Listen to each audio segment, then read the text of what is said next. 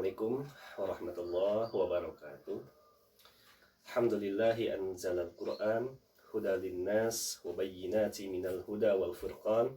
Asyhadu an la ilaha illallah wahdahu la syarikalah wa asyhadu anna Muhammadan abduhu wa rasuluhu alladzi la nabiyya ba'dah. Salah satu tujuan orang hari ini melakukan perniagaan atau transaksi, baik melalui jual beli, sewa menyewa atau sebagainya, tujuannya adalah ingin dia mencari profit atau keuntungan. Kalau kita melihat, ternyata transaksi atau perniagaan di dunia ini itu belum ada tandingannya, belum ada apa-apanya di hadapan Allah Subhanahu wa taala. Karena Allah dalam Al-Quran mengatakan bahwasanya terdapat perniagaan yang sangat luar biasa, transaksi yang luar biasa, yang keuntungannya dia kekal dan tidak akan pernah merugi, yakni melakukan perniagaan atau transaksi dengan Allah Subhanahu wa taala. Di dalam Al-Quran surah Shafat ayat 10 sampai ayat 12, Allah Subhanahu wa taala berfirman, A'udzubillahi minasyaitonir rajim. Ya ayyuhalladzina amanu hal adulukum 'ala tijarah. Hai orang-orang yang beriman, apakah kalian mau aku tunjukkan, kata Allah, suatu perniagaan tunjikum min azabin alim, yang mana kalau kalian mengikutinya maka kalian akan diselamatkan dari azab yang pedih. Tu'minuna billahi wa rasulihi, kata Allah, berimanlah kalian kepada Allah dan kepada Rasulnya. Wa tujahiduna bi amwalihim wa anfusihim, dan hendaklah kalian berjihad di jalan Allah dengan harta dan jiwa kalian. Di dalam ayat ini Allah menjelaskan, hal adulukum ala tijarah. Apakah kalian ingin aku tunjukkan kepada suatu perniagaan?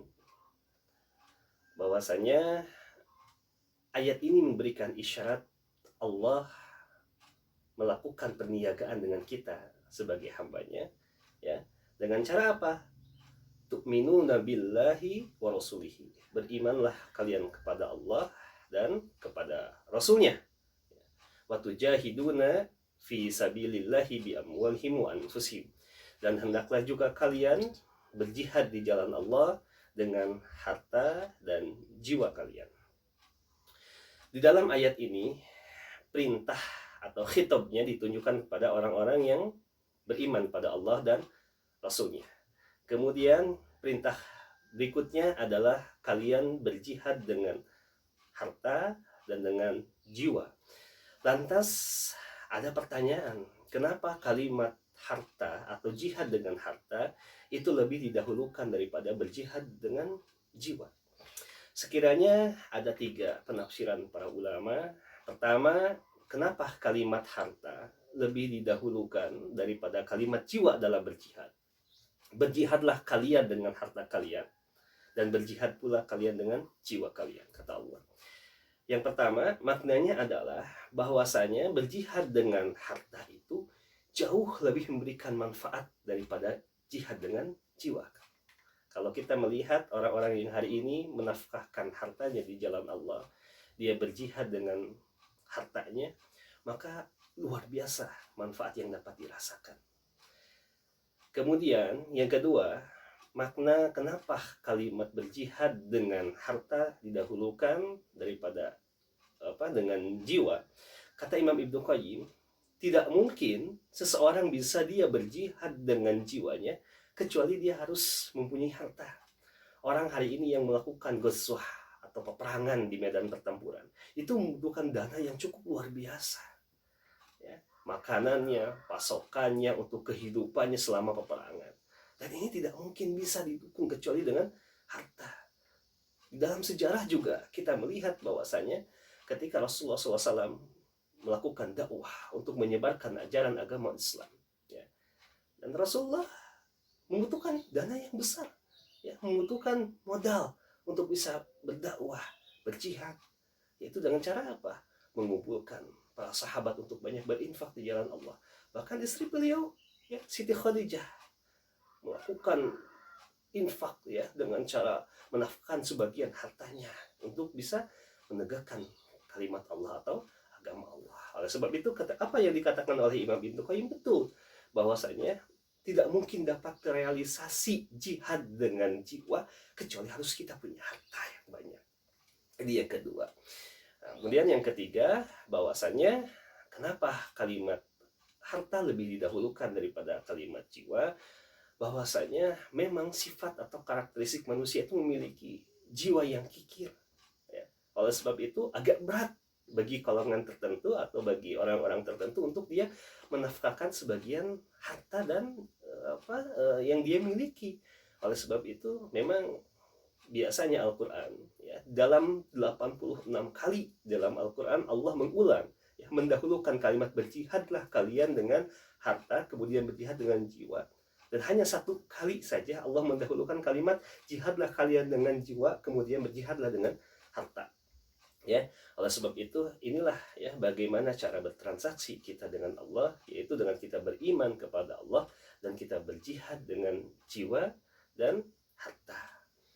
Oleh sebab itu, hadirin jamaah sekalian, di dalam masih lanjutan surah As-Saff ayat 11 sampai ayat 12, bahwasanya reward atau keuntungan bagi kita ketika kita menjual ya keimanan kita pada Allah dengan cara kita berjihad dengan harta dan jiwa kita, maka Allah janjikan yaghfir lakum dzunubakum, kata Allah, maka Allah akan mengampuni dosa-dosa kalian ya.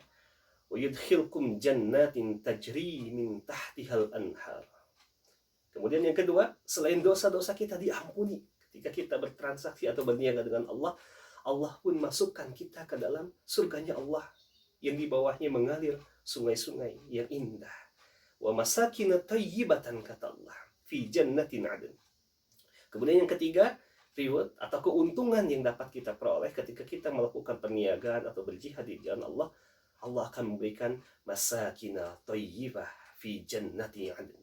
Maka Allah akan memberikan kita kediaman atau domisili yang sangat indah di dalam surganya Allah Subhanahu wa taala.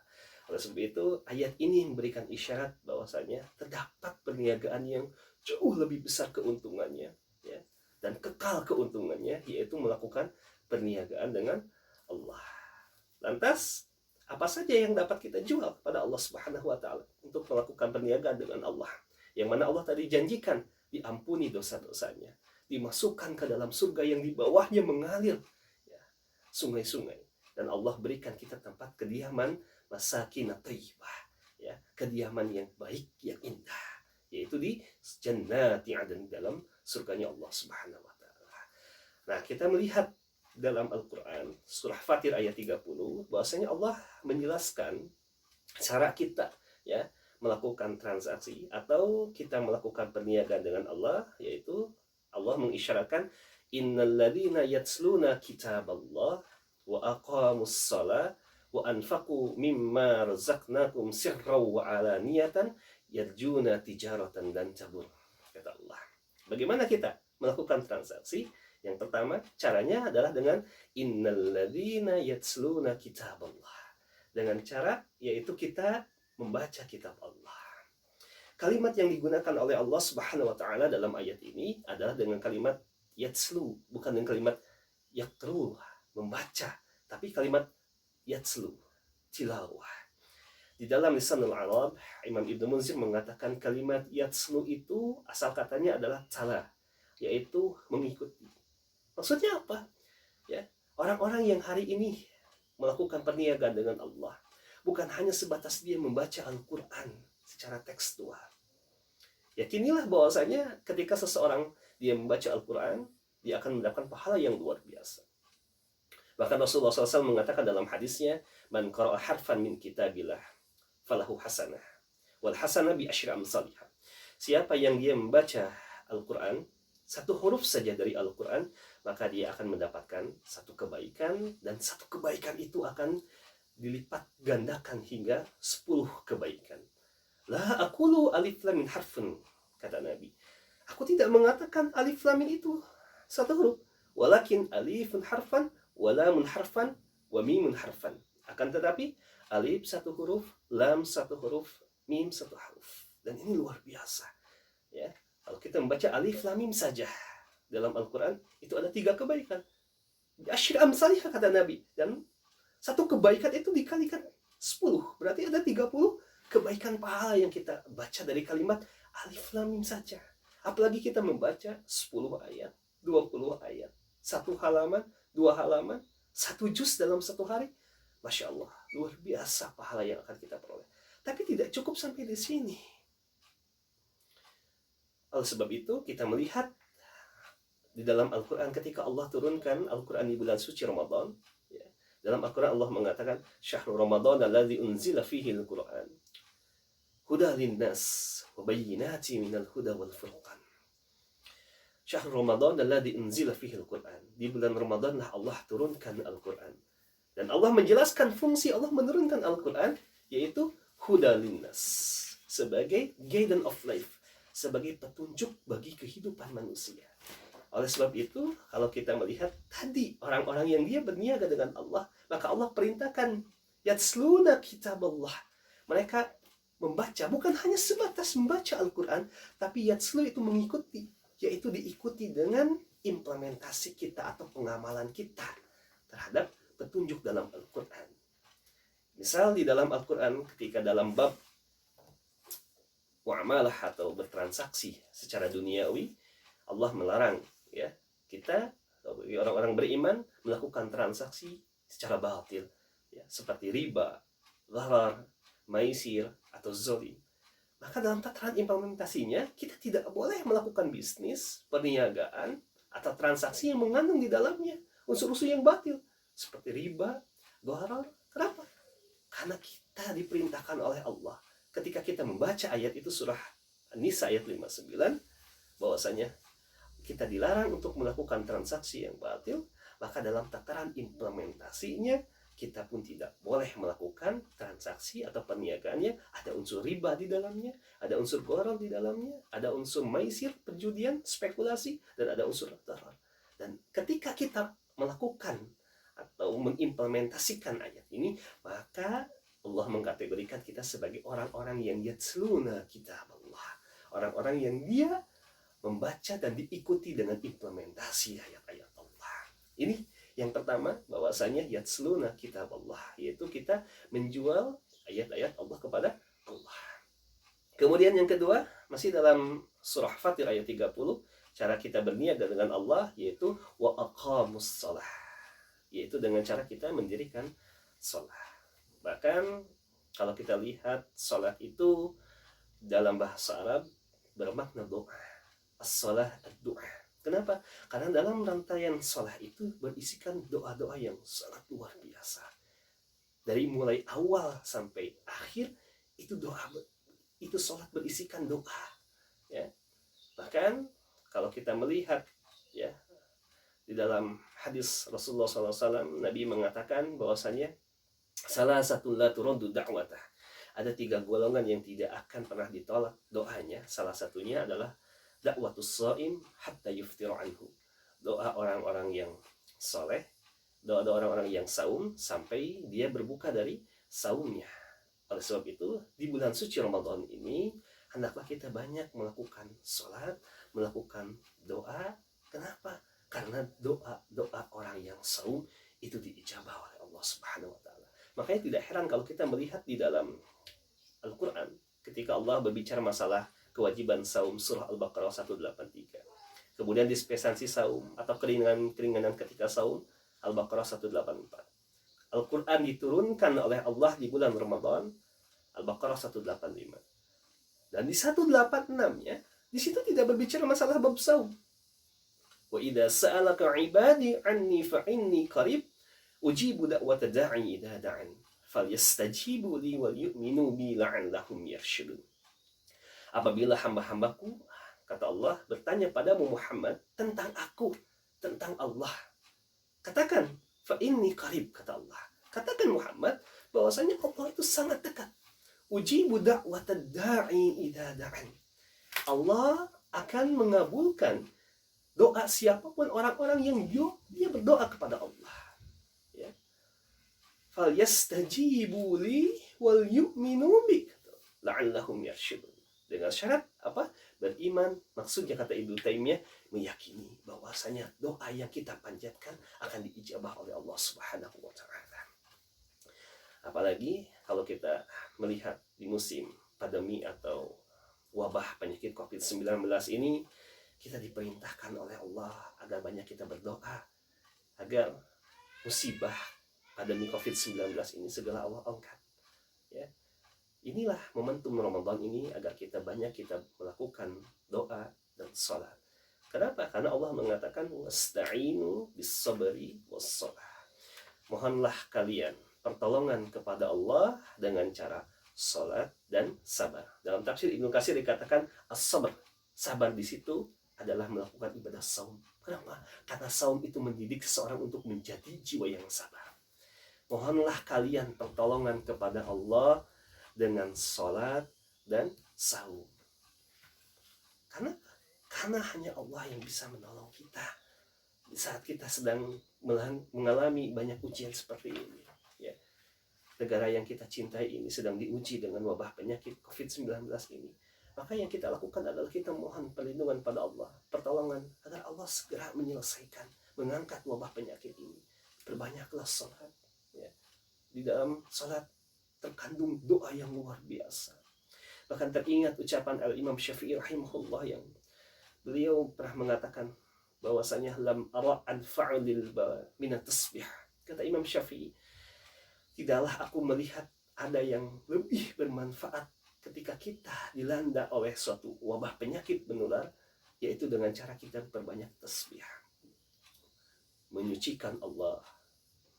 Tasbih yaitu dengan kita mengucapkan subhanallah. Oleh sebab itu dalam sholat kalau kita melihat banyak ucapan-ucapan tasbih. Ketika kita ruku kita bertasbih, ketika kita sujud kita bertasbih. Maksudnya apa? Maka perbanyaklah sholat di saat kita sedang diuji oleh Allah. Ketika Rasulullah SAW sedang dalam posisi galau luar biasa karena ditinggalkan oleh orang-orang dia cintai, istrinya Khadijah radhiyallahu anha dan pamannya, bahwasanya pada saat itu disebut dengan Amul Hazni, ya, tahun kesedihan, ditinggalkan oleh dua orang yang sangat dicintai oleh Rasulullah SAW. Maka pada saat itu Allah menghibur Rasulullah SAW dengan cara Isra Mi'raj, ya. Dan kita tahu bahwasanya bekal perjalanan Isra Mi'raj Rasulullah SAW adalah diwajibkannya sholat 5 waktu. Ini menunjukkan bahwasanya sholat itu sebagai sarana untuk kita menghibur diri kita ketika kita galau, ketika kita dalam keadaan sedih, maka sholatlah dan minta perlindungan dan pertolongan pada Allah. Karena Allah mengatakan wasta'inu bis-sabri was-shalah. Apabila kita melihat juga ternyata lanjutan ayat ini berbicara masalah musibah, ya. Oleh sebab itu maka ketika dalam posisi pandemi atau wabah penyakit seperti ini, perbanyaklah ibadah sholat, doa dan saum, karena itulah sebaik-baiknya perniagaan dengan Allah Subhanahu wa taala. Kemudian masih dalam surah Fatir ayat 30 yang dapat kita lakukan ketika kita bertransaksi atau berniaga dengan Allah, wa anfaqu, yaitu dengan cara kita berinfak, ya, wa anfaqu mimma razaqnakum sirra wa alaniyah, dengan cara kita berinfak, ya, dari atas rezeki yang Allah amanahkan kepada kita, baik secara sembunyi-sembunyi atau secara terang-terangan. Maka Allah menutup dengan kalimat yarjuna tijaratan lan tabur. Mereka orang-orang yang membaca atau mengikuti kitab-kitab Allah, mendirikan sholat, berinfak secara terang-terangan atau sembunyi-sembunyi, Allah mengatakan yarjuna tijaratan lan tabur, yaitu orang-orang yang dia mengharap perniagaannya tidak akan pernah merugi, tidak akan pernah bangkrut. Sebab itu perbanyaklah infak, terutama di bulan suci Ramadan ini. Karena kata para ulama, salah satu nama dari bulan Ramadan adalah Syahrul Jud, ya, bulan kedermawan, bulan penuh dengan berbagi pada orang lain. Ya, maka sebaik-baiknya infak itu adalah infak di bulan Ramadan. Oleh sebab itu perbanyaklah infak. Bahkan dalam hadis lain Rasulullah SAW mengatakan bahwasanya tidak ada yang dapat menolak bala, musibah, penyakit apapun ya kecuali dengan cara sedekah. Berbanyaklah infak, karena dengan infak inilah kita dapat minimal gitu kan menghindari wabah, penyakit, musibah atau bala yang lainnya.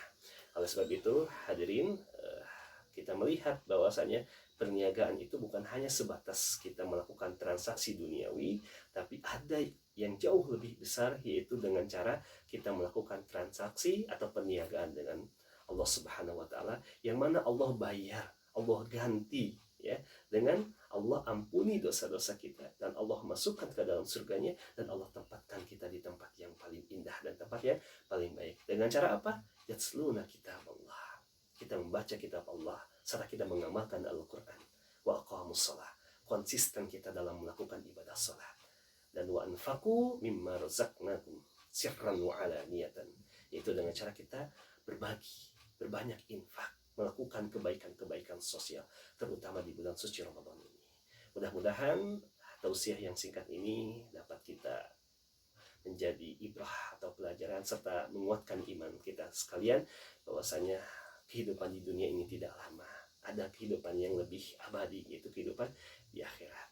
Subhanakallahumma bihamdika asyhadu an la ilaha illa anta astaghfiruka wa atubu ilaik. Walhamdulillah, aqulu qouli hadza wa astaghfirullah li wa lakum. Assalamualaikum warahmatullahi wabarakatuh.